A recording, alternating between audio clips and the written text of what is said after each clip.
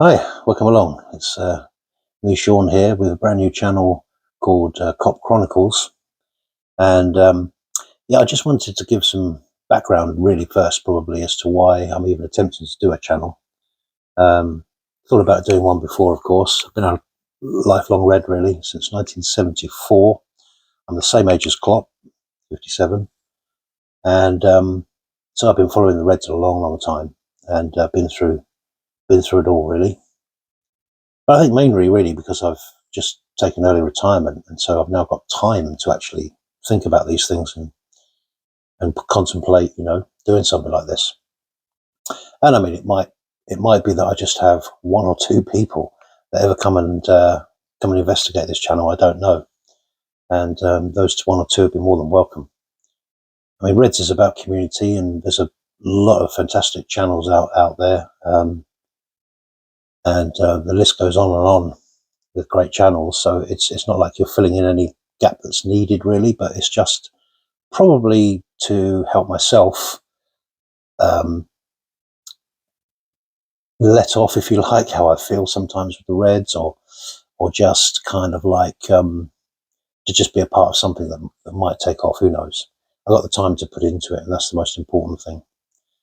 And this being the first video, probably won't get to see anybody for a while because that's the way YouTube works. Of course, I know how YouTube works and the algorithm and everything. So, but if you do see this 2 months down the line from when it was first posted, give it a thumbs up. Be really great. What I wanted to speak to probably really about this kind of introduction, as it were, really, was to just kind of give 5 things that need to happen, really 5 things that we need to have answered, if you like, by the end of, say, maybe next season, or certainly we'll get to know very quickly if it's going to be right. You tend to know these things fairly quickly. But with such a massive change coming up this summer with Klopp leaving, a new manager coming in, and new backroom staff, and Edwards back, and all of these kinds of things, it's obviously a kind of worrying time. And Klopp, obviously being the manager he's been for us over the years, it's a pretty hard act to follow. Um, to follow Jurgen Klopp, just simply is. But I think to just go over the sort of 5 things, I think the first one is Arne Slot himself, and to keep it real, we're looking at a 6th tier lower than us league, really, effectively, where he's coming from. So I don't really, a lot of people are making out quite a bit out about his actual, how well he's done, but you have to always caveat the fact that he's done it, but he's done it at a much different level. And I think one of the things that worries me a little bit also is with this is that he's also done it at a league that is way off what the Premiership is. It's as simple as that. It's just you can't even compare the two. So that's, I think, where my worry mainly comes with him. It's probably not the fact that he's only lost 4 games, I think, in however many years or whatever, and that type of thing. But it's just, what does he actually, will he actually be able to manage? And also the intensity level of the Premiership is way different to the Eredivisie. So it just simply is. So there's also that factor to bring into all of this. But I think, like most fans, I want to give him a chance, give him a go, and see how he gets on. He could be our new Bob Paisley, for all we know, after Klopp being Shankly leaving and this guy coming in being Bob Paisley. We don't know. We just don't know how it's going to fit in. He might just come in and hit the ground running, just get the club, get what's needed, etc., and just come in and make a difference. Who knows? That could very well be the case. But I think mainly from my perspective, how I'm thinking about it is that we just have to wait and really see on that one. We've got no. It doesn't matter that he got to a European final. It doesn't matter that 2 years ago he won the league. It doesn't matter that he's just done quite well as a manager, because the leap up is just so gargantuan, really, I think. Liverpool is in the bracket of the top 4 biggest clubs in the world for me. I don't even put Bayern Munich in there because I just think it's such a poor league. They're just serial winners in there. They're the standout club alone, and bar. So even though they've won a lot of stuff, I kind of get that. They kind of should be in. They're in the top 5, but I just place us above them because we just had a different way of having to do everything over the years. So that's Man United, us, Barcelona, and Real Madrid. That's the club is coming into that bracket of top 4, top 5 clubs in the world to manage from a 6th tier league. So, with the greatest of respect, a lot of people are really bigging him up and really positive about him, and I am too. I'm not saying I'm negative about him. I don't know enough about him, really. As I say, he wasn't what I was expecting to come in, but he is, and so we have to keep that real. But I just feel really that time will tell on that one, really. So that's the first kind of thing that needs to go right, if you like. Is from Klopp leaving. This has to be, and I do trust Edwards. I've got a lot of faith in Edwards. But it's a big appointment and it's a big step up. And then I think the next thing is the players. What players stay? What players go? Because I'm not expecting necessarily a mass exodus at the door because Klopp's leaving, but there could be 1 or 2 surprises, I think, this summer. And of course, it's also who we bring in. So it's who leaves and who comes in, which I think will be a real big deciding factor as to how things will settle down next season. What we're losing with Klopp, and it has been there with the slot guy as well, but what we're losing with Klopp above everything else is consistency. We were able to go on these amazing long runs without losing a game, and kind of when we do lose a game, we just think, how the heck did that happen? How did we lose that? And that very much has to be factored in, is just how consistent Klopp has been. One of his biggest, probably one of his most underrated features, actually. We talk about the style of play, and we talk about what we've won, and we speak also about what we probably could have won a lot more. But essentially, one of the big factors we have with Jurgen is that we've had tremendous consistency under him. He's built that in, apart from the first season, but then we started to see it more and more and more. Long unbeaten runs at Anfield, as example. Then we've lost 6 in a row at Anfield as well. But we've had generally really consistent runs under Jurgen, apart from this little patch we're just going through right now, of course. But that will be a big factor. And then number 3, tying into the players in and out, is the systems, because the systems that we're going to be playing under this manager will affect, of course, who comes in, who goes, who stays, and who we probably get rid of.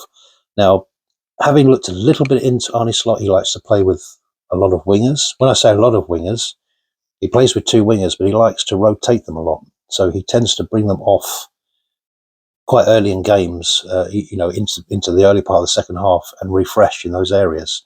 So going by that parameter, we're obviously going to have to get probably more wingers in, especially on the right-hand side. So that could be a factor. He seems to play a 4-2-3-1, which I love, which is what I've been crying out for us to play under even Klopp. I think even under Jurgen Klopp we'd have cooked under that system even more than we have. I think it will give us a bit more of a defensive solidity as well. And this season's been kind of weird because we've kind of like not done anything really well this year. I don't think. I think in a lot of cases we haven't done everything that well. And I think when you consider, what I mean by that is, at the start of the season, Klopp said he wanted us to have more possession. He wanted us to play with more possession. And I always look out for these little snippets at the start of the season because I know they're things that Klopp will have been working on. So he very often comes out with a little snippet of how he sees things being. He doesn't come out and predict quadruples or, oh yeah, we're going to just push on for the league. But he just starts very positively. But he'll always come out with some little nugget. And this start of this season, he said, I want us to have more possession with that. Well, in my opinion, personal opinion, what that's actually done because it's very, very hard to have the ball yourself a lot and have a lot of possession, but play with a very high tempo. There's a natural tendency to have a bit of a tempo drop off. And if you look at how we've started most of our games, we've started them quite slowly. And what that's enabled is enabled the opposition to not have the ball and actually almost do a Klopp style, um, what we would do to other teams in other years, we were having done to us. So they're robbing us of the ball, quick counterattacks, down and score, and get these early goals. We've had to come back from so many early goals, as we know. And I just think that hasn't worked. But at the same time, we haven't pressed well, and our shapes have been pretty abysmal, really. I think, especially in the last few weeks, it's just gone really to pot. Now, I know up until a few weeks ago we were top, and so for all that, what I've said, we were still in a really good position. But I just feel that's been one of our hindrances. So the systems that Arne Slot is going to adopt will be very important as to probably how we move forward in terms of players. Now, I know Edwards will work with him. Edwards tends to bring in players that fit a system and the way a manager wants to play. This worked perfectly with Klopp for so many years, of course, and they had a magnificent relationship. Klopp would probably say, well, I'd really like this player. And, Edwards would put it all through the data system and have a look at it. And sometimes yes, sometimes no. We know for a fact he didn't actually want Mo Salah. That wasn't his first choice, but he came in under the data analysis, really, as it were, and the rest is history with him. So what I'm trying to say, really, with the whole of that is, whatever systems we have, he's coming in as a coach, not a manager. So I don't know what say he will have. He must have some say on players. I'm sure there'll be at least talks about it. He just won't have final says, and he won't be able to really have a lot of influence if he doesn't want a certain player, I guess. But anyway, so those systems will be huge. Then I think the point 4 is Slot's man management. I've heard it's really good. I've heard he works really well with players. He works really well with young players, which of course fits in well with us. So we'll need to see how that dynamic unfolds with big personalities in the dressing room. And he's going we mustn't forget, he's going 6 tiers up in standard and everything. So he's working with players he hasn't worked with before. So I'm not doubting him in any way on that. I'm just saying how that dynamic unfolds, and he's got to get the club, because Liverpool is a family-run club. Liverpool is we have a heavy emphasis on our managers. Our managers are really important to us. Bill Shankly, all them years ago, he never used to say, if you can't die for Liverpool, I don't want you. He used to say, if you don't die for me, I don't want you. He wanted players to go out and give everything for him. Why? Because he's the brain piece. He was the architect of everything in them early days when he was laying all the foundations for Liverpool.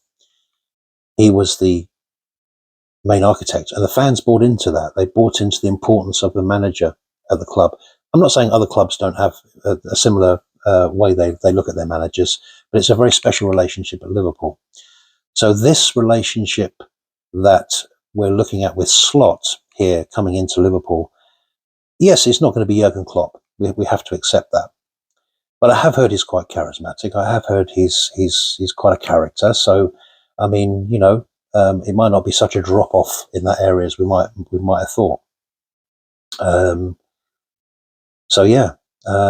So that, I think, how he deals with the players, how he manages the players, how he works with the players, even on an individual basis. So, in other words, like how he works with the players, I think, will be really, really key to his success. If he's going to be successful, it will all come through that.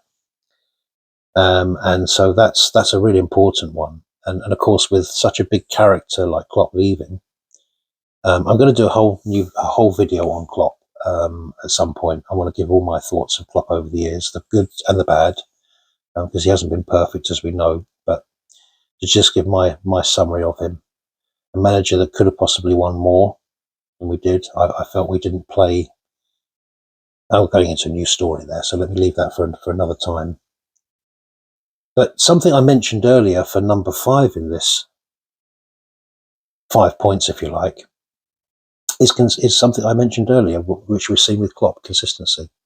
And that's going to be the crucial thing as to whether Arne Slot is really successful at Liverpool or not. Can he bring in that consistency? So can he get the man management right? Can he get the team playing for him above everything else, which I think is really important, especially at Liverpool? Can he bring all that in? Can they work under his systems? Will they work under his systems? You know, we've just seen, in my opinion, an almost downing of tools in the last few games. I mean, you can paint it whatever way you want, but it's essentially, if you can go into a Merseyside derby and don't get tackles in, then you're down tools, haven't you? It's as simple as that. You can't. It doesn't matter what way you paint it. That's what has happened. They're just not playing for whatever reason that is. I think there was an issue, you know, and there's something which I haven't heard too many people pick up on, but it's something that I've been thinking about. I'm a bit of a thinker, you know, and I've been thinking about this, and I think that the wrong message was sent out all the way through, from the media to the players to everything, that we've got to give Klopp his best send-off. We want to give Klopp the best send-off we can. He deserves a great send-off from us, you know? And that's all true. But deep down within the players themselves and as a team, they have to be thinking, hang on a minute, we've got to do this first and foremost for us. We're the players. It had to come that way for me. I don't mean outwardly, I mean inwardly, from the players as a team. They just say, we're going to do this for ourselves first and foremost, and for the manager. But I think it was the other way around. I think in that sort of, when he announced the news he was leaving, to just after that, when we started to dip off, there was a kind of a bit of a lift. We looked invincible. The youngsters were coming in, like in the cup final. We were just kind of like almost invincible. We were just playing really well at the time. And then it slowly kind of dipped off. Now, there's other reasons for it as well. This isn't just over this particular point, because we got a lot of injuries all at once, and other players had to hold the team together. And then when those players come back, they're not now in rhythm, and the players that have been carrying them have been carrying all the way through are now getting dog-tired. Like a classic example is McAllister, who's dipped right off, and Endo as well. But the point I'm trying to say there in the middle of all of that is that when you actually deep it, I think that was the mentality that was wrong there. That I felt the players were trying to play to just do it all for Klopp instead of for themselves.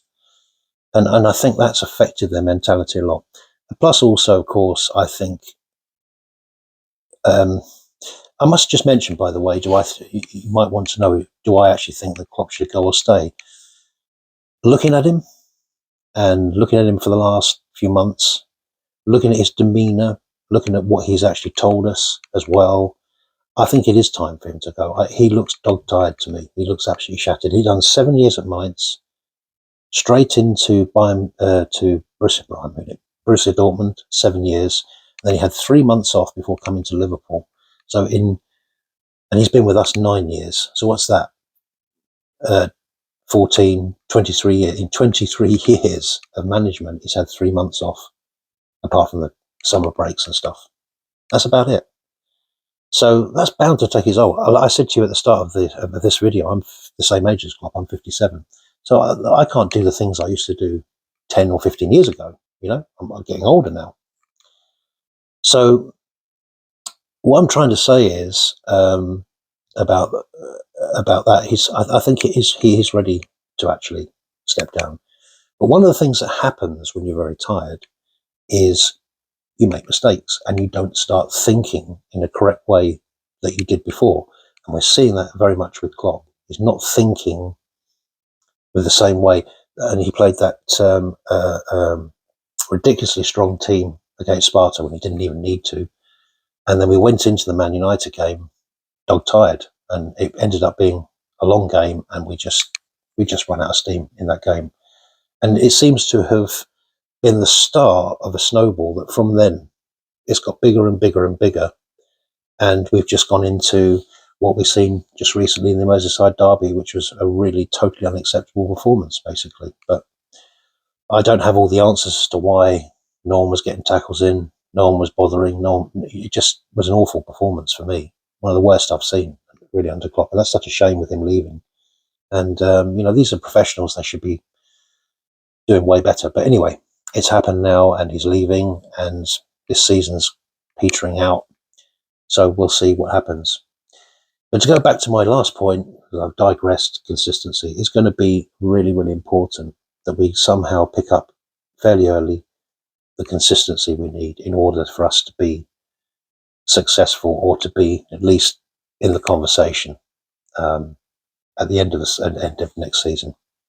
So lots to go over, lots to think about. And so that's just a little introduction to this channel. Hope you like it. As I say, I'm going to be doing these little Sean thoughts, I suppose, and just perusing over the club. And as hopefully it grows a bit more, then we can start doing live stuff and all that kind of stuff. But for the moment, that's me. So yeah, take care. All the best. Keep it up. You never walk alone. Great stuff.